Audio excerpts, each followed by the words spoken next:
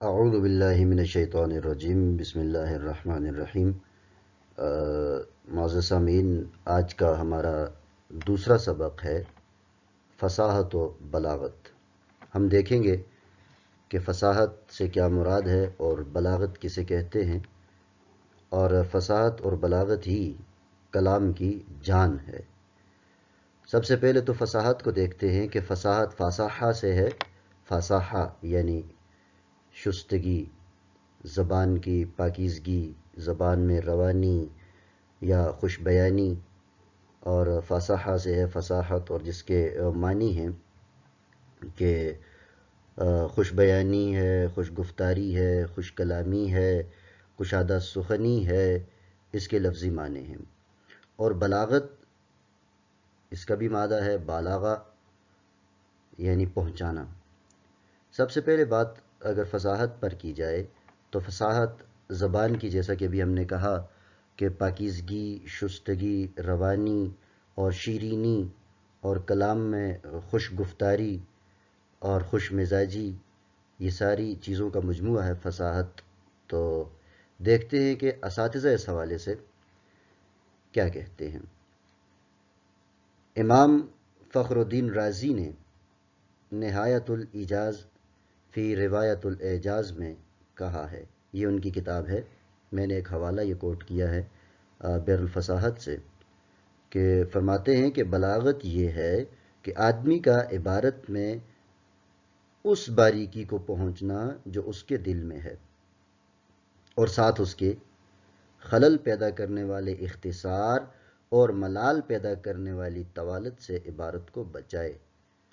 اور یہ فصاحت ہے کہ عبارت تاکید سے خالی ہو۔ یہ کچھ انہوں نے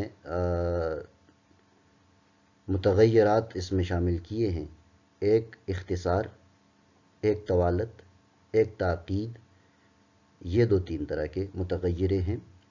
اختصار زیادہ نہ ہو کہ بات ادھوری رہ جائے، اور طوالت زیادہ نہ ہو کہ بات بوجھل ہو جائے، دونوں چیزوں سے کلام پاک ہوگا۔ اور تاکید نہ ہو۔ تاکید کیا ہے؟ یہ ایک فنی اصطلاح ہے جو آگے چل کر ہم پڑھیں گے شعر کے اندر۔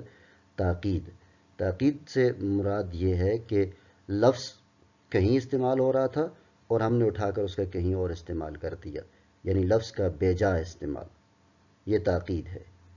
تو یہ فصاحت پر منفی اثر ڈالتا ہے۔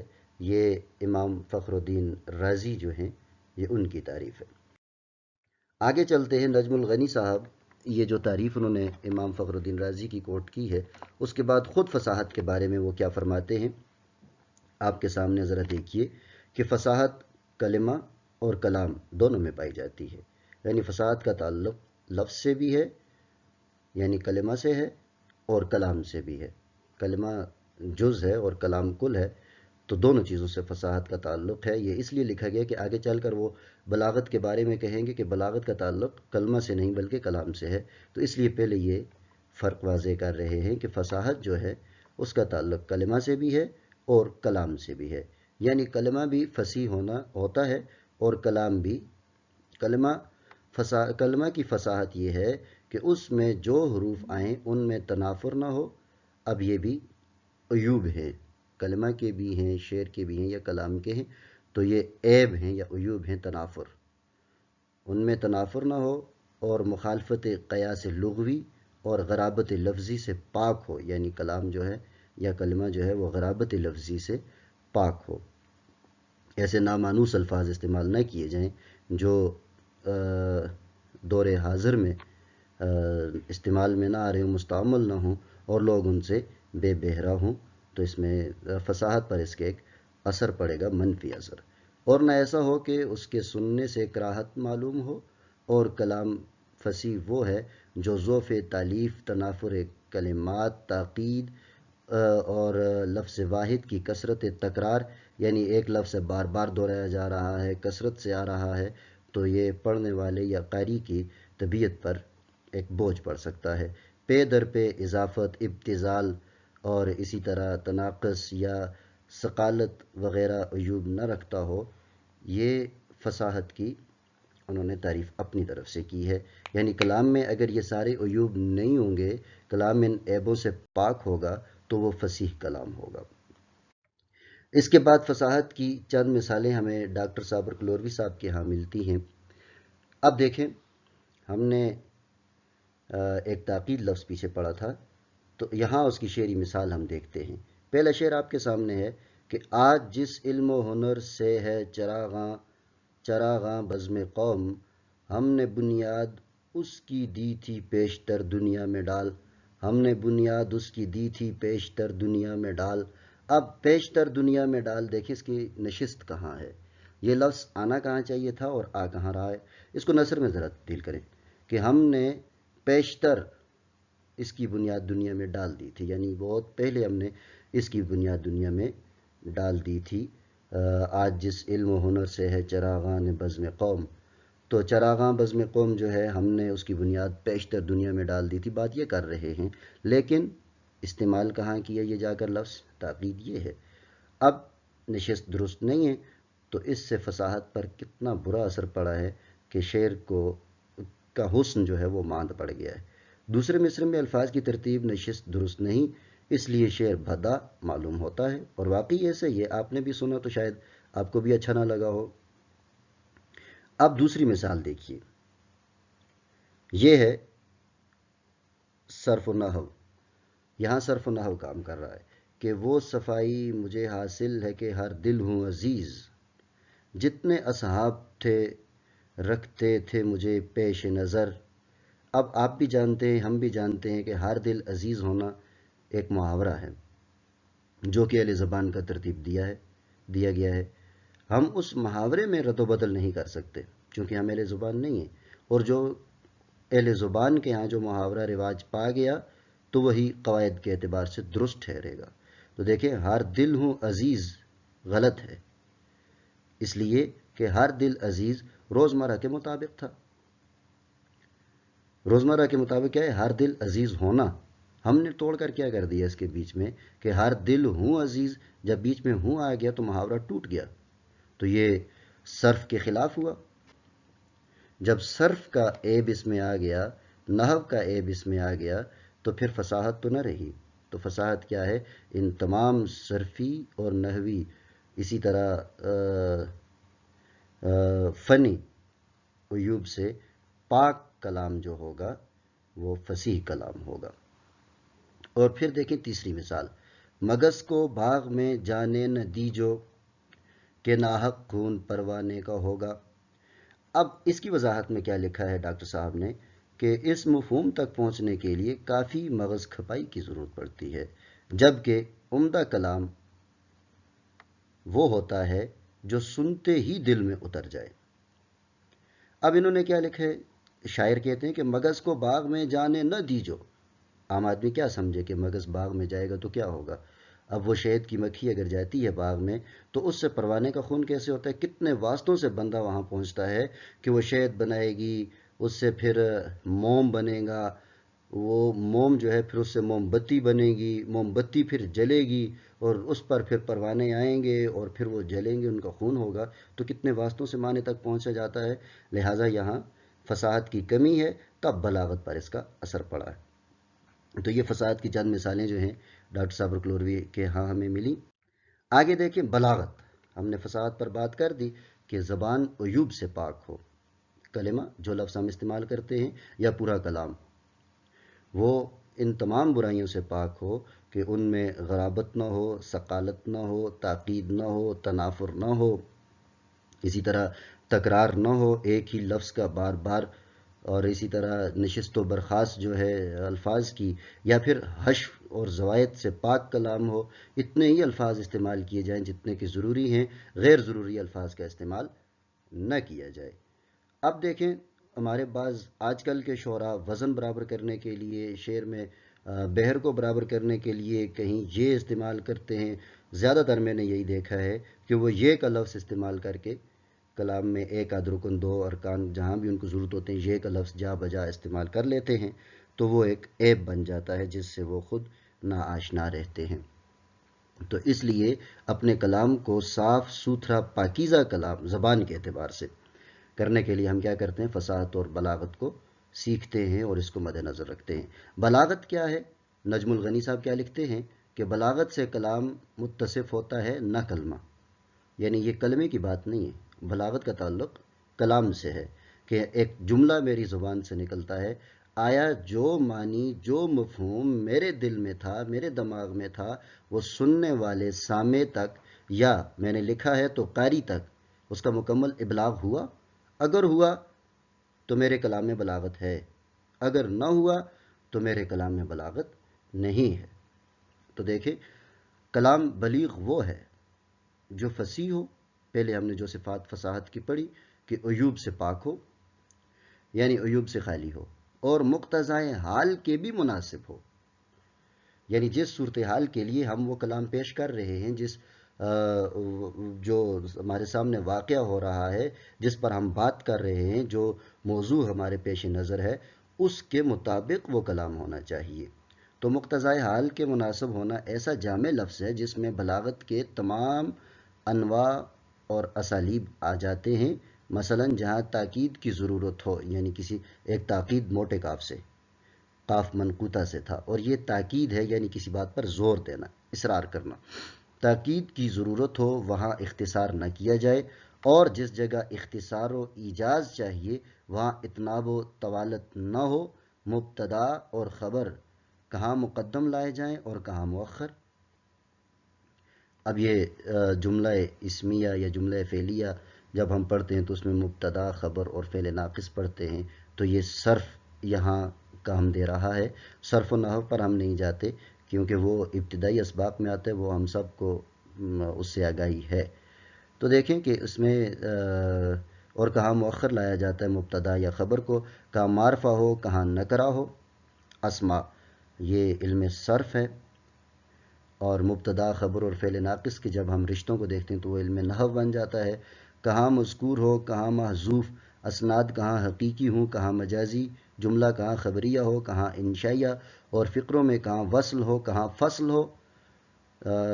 غرض کے کلام مناسب موقع مقام کے ہو، مناسب موقع مقام کے ہو، جہاں سے معلوم ہوا کہ فصاحت کو بلاغت ضرور نہیں، یعنی فصاحت کے لیے ضروری نہیں ہے کہ اس میں بلاغت ہو، فصاحت الگ چیز ہے، بلاغت کو فصاحت کی ضرورت ہے۔ جب ہم چاہتے ہیں کہ ہمارا کلام دوسرے تک پہنچے، ہم اپنے کلام کو فصیح، ہم اپنے کلام کو بلیغ بنانا چاہتے ہیں، تو ہمیں چاہیے کہ ہم فصاحت کو مد نظر رکھیں۔ تو بلاغت کو فصاحت ضرور ہے، یعنی جہاں فصاحت ہو وہاں بلاغت ضرور نہیں، اور جس جگہ بلاغت ہوگی وہاں فصاحت ضرور ہوگی۔ لیکن کلام کی فصاحت کے مدارج میں اختلاف ہے، یعنی الفاظ فصیح ہیں، بعض فصیح تر، بعض اس سے فصیح تر، لیکن کلام کی بلاغت میں صرف لفظ کا فصیح ہونا کافی نہیں، بلکہ یہ بھی ضرور ہے کہ جن الفاظ کے ساتھ وہ ترکیب میں آئے اس کی ساخت، ہیئت، نشست، سبکی اور گرانی کے ساتھ اس کو خاص تناسب اور توازن ہو، زور طبع اور اصول شاعرانہ قائم ہو، اور جو لفظ جس مصرع کا حق ہو اس میں آئے، ورنہ فصاحت قائم نہ رہے گی۔ تو ہم نے یہاں بتفصیل دیکھا کہ بلاغت اور فصاحت کا آپس میں کیا رشتہ ہے، اور کلام میں ان کا سروکار کیا ہے۔ جہاں فصاحت ہوگی تو بلاغت ضروری ہوگی، بلاغت آئے گی۔ بلاغت کے لیے ضروری ہے کہ کلام میں فصاحت ہو، لیکن فصاحت کے لیے ضروری نہیں ہے کہ وہ بلاغت ہو، اس میں بلاغت ہو۔ تو یہ بات ہم نے مثال کے تحت یہاں سیکھ لی۔ آگے چلتے ہیں، فصاحت کی مثالیں ڈاکٹر صابر کلوری صاحب نے جو دی ہیں اپنی کتاب عروض و بدیع میں، پہلا شعر دیکھیں کہ کیفیت چشم کی مجھے یاد ہے سودا، ساغر کو میرے ہاتھ سے لینا کہ چلا میں۔ اب ساغر، پیالہ، دونوں ہم وزن ہیں، لیکن یہاں اگر پیالہ کا لفظ استعمال کر دیا جائے تو جو حسن ساغر نے یہاں پیدا کیا ہے، پیالہ کا لفظ یہاں وہ حسن پیدا نہیں کر سکتا۔ یہ فصاحت ہے، اور اسی فصاحت نے اس کلام کو بلیغ بنا دیا۔ آگے دیکھیے دوسری مثال کہ طائر ہوا میں مست، ہرن سبززار میں، جنگل کے شیر گونج رہے تھے کچھار میں۔ اب جنگل اور صحرا، شعراء نے دو لفظوں کو ایک ہی معنی میں باندھا ہے، صحرا اور جنگل۔ یہاں اگر جنگل کی جگہ صحرا کر دیا جائے وزن تو وہی رہے گا، صحرا کے شعر گونج رہے تھے کچھار میں، لیکن جو بات یہاں جنگل نے پیدا کی ہے، جو معنی اور مفہوم یہاں جنگل نے پیدا کی ہے، اور جو خوبصورتی اس لفظ نے پیدا کی ہے، وہ صحرا یہاں پیدا نہیں کر سکتا۔ اب دیکھیں شبنم اور اوس۔ شبنم کتنا پیارا اور کتنا خوبصورت لفظ ہے۔ ہم دیکھ رہے ہیں کہ یہاں شاعر نے شبنم کی جگہ اوس کا لفظ استعمال کیا ہے کہ کھا کھا کے اوس اور بھی سبزہ ہرا ہوا، تھا موتیوں سے دامن صحرا بھرا ہوا۔ یہاں اوس نے جو خوبصورتی پیدا کی ہے وہ شبنم پیدا نہیں کر سکتی۔ یہ شاعر کا کمال ہے کہ وہ کس طرح اپنے کلام کو فصیح بنا رہا ہے۔ اور چوتھی مثال دیکھیے کہ خواہاں تھے زیر گل چنے زہرا جو آب کے، شبنم نے بھر دیے تھے کٹورے گلاب کے۔ اب پیالے اور کٹورے، لفظ کٹورا یہاں کتنا خوبصورت لگ رہا ہے اور کتنی بلاغت ہے اس کے اندر۔ تو یہ شاعر کا کمال ہے کہ وہ فصاحت اور بلاغت میں کتنا ید طولہ رکھتا ہے۔ تو آگے دیکھیے فصاحت اور بلاغت پیدا کرنے کے لیے ضروری کیا ہے۔ اب آپ سوچ رہے ہوں گے نا کہ علم بیان اور علم بدیع بار بار اس کو کیوں رپیٹ کیا جا رہا ہے؟ ہم پہلے بھی پڑھ کے آ چکے ہیں، ہمیں معلوم ہے کہ علم بیان کیا ہے، بدیع کیا ہے، اور واقعی میں بھی مانتا ہوں کہ سب کو معلوم ہے کہ بیان کیا ہے اور بدیع کیا ہے، سب کو پتہ ہے۔ لیکن یہاں ہم اس کو کیوں دیکھ رہے ہیں؟ اس لیے کہ یہاں ہم نے فصاحت اور بلاغت کو پڑھا تو ہم اس طرف بھی نگاہ کریں گے کہ کلام میں فصاحت پیدا کیسے ہوتی ہے، کلام میں بلاغت پیدا کیسے ہوتی ہے۔ تو پیدا ہوتی ہے بھائی تین طرح سے: صرف و نحو، اس پر مکمل عبور ہونا چاہیے، بیان، بدیع اور عروض۔ یہ چار ہمارے پاس اوزار ہیں، آلے ہیں، چار طرح کے فنون ہیں جن پر اگر ہم مکمل طور پر دسترس حاصل کر لیں تو ہمارا کلام فصاحت اور بلاغت کا حامل ہوگا۔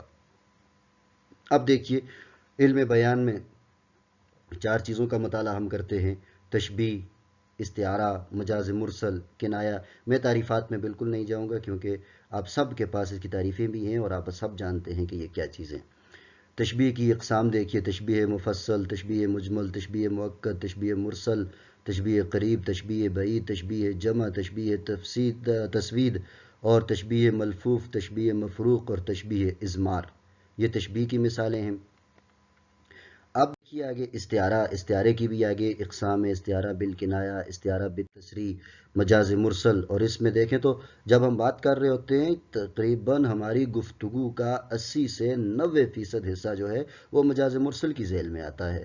ہم کوئی بھی بات کرتے ہیں، میں کراچی جا رہا ہوں، میں نے کتاب بازار سے خریدی، میری چائے میز پر رکھ دو، میں نے ایک پلیٹ کھا لی ہے، ٹھیک ہے جی، بارش ہو رہی ہے یا بادل برس رہا ہے، چولہا جل رہا ہے، جتنا بھی ہم کلام جو ہماری زبان سے ادا ہوتا ہے مجاز مرسل کی کسی نہ کسی صورت میں آ رہا ہوتا ہے۔ اس کی نجم الغنی صاحب نے کوئی 22 اقسام جو ہیں وہاں انہوں نے اس کا ذکر کیا ہوا ہے، لیکن جو مستعمل ہیں ہم ان کو دیکھ رہے ہیں۔ اب دیکھیے ذرا یہ جو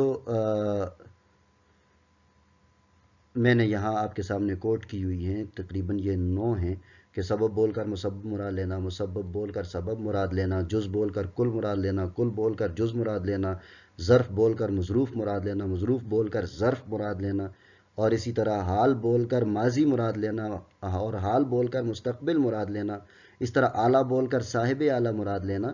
تو یہ مجاز مرسل کی مختلف صورتیں ہیں، ان کا اپنے مطالعہ کر رکھا ہے، ذرا دوبارہ سے ان کو دیکھنے کی اب ضرورت ہے، استعمال کرنے کی ضرورت ہے اور بار بار اس پر مشق کرنے کی ضرورت ہے۔ اس سے کلام میں فصاحت پیدا ہوگی اور بلاغت پیدا ہوگی۔ اور آخری دیکھیں کنایہ، کنایہ قریب، کنایہ بعید، تلویر، رمز، تعریض، یہ کنایہ کی 5 اقسام ہیں۔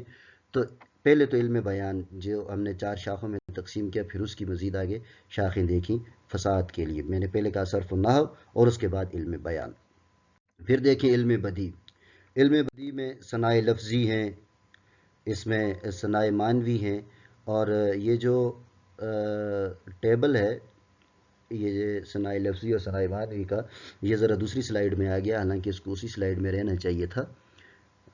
ثناء لفظی یہ جو علم بدی ہے، علم بدی دراصل شاعرانہ صنعتوں کا علم ہے۔ بدی کا مطلب ہوتا ہے بنانا، سنوارنا۔ تو صنعت جسے ہم انڈسٹری بھی کہتے ہیں، اس میں بھی چیزوں کو بنایا جاتا ہے، اس میں بھی چیزوں کو ایک خام چیز سے بناؤ سنگھار کرنے کے بعد اس کو بنانے ایک خاص فنی تجربے سے گزارنے کے بعد اور فنی عمل سے گزارنے کے بعد اسے ایک شکل دے دی جاتی ہے، ایک خام چیز سے ایک خاص چیز بنا دی جاتی ہے۔ انڈسٹری کا یہ کام ہے۔ اسی طرح اردو میں صنعت بالکل انہی معنوں میں آ رہا ہوتا ہے۔ اب دیکھیں، یہاں صنعت گری ہے جسے ہم علم بدی کہتے ہیں، تو اس میں دو طرح کی صنعتیں ہیں۔ ایک صنعت کاری وہ ہے جو لفظ کو خوبصورت بناتی ہے، اور دوسری صنعت کاری وہ ہے جو معنی کو خوبصورت بناتی ہے۔ تو پہلے تو یہ دو خاندان ہیں، یہ تقسیم ہو گئے۔ دیکھیں، ثناء لفظی ایسی صنعتیں جو لفظ کے معنوں میں خوبصورتی پیدا کرتی ہیں۔ اس طرح ثناء معنوی جو معنوں میں خوبصورتی پیدا کرتی ہیں، لفظ کے اندر آنے والے جو شعر کے اندر آنے والے یا کلام کے اندر آنے والے جو الفاظ ہیں، الفاظ کے معنوں میں جو خوبصورتی پیدا کر رہی ہیں وہ ثناء معنوی ہیں، اور جو کلام کے اندر الفاظ آ رہے ہیں، الفاظ کو خوبصورت بنا رہی ہیں، وہ ثناء لفظی ہیں۔ اب ثناء لفظی جو ہیں ان میں نے کچھ یہاں صنعتیں آپ کے سامنے رکھی ہیں، جیسے تجنیس، قلب، اشتقاق، ترسی، ذو قافتین، توشیح، غیر منقوط، اور اس طرح تلمیع اور تضمین، یہ ثناء لفظی ہیں۔ اور ثناء معنوی میں دیکھیں، تضاد، متحمل العزین، ادماج، تلمیع، ایہام، حسن تعلیل، مراعات النظیر، لف و نشر، صنعت جمع، تو اور بھی بہت زیادہ ہیں۔ ہم نے چند ایک بطور مثال یہاں رکھی ہیں۔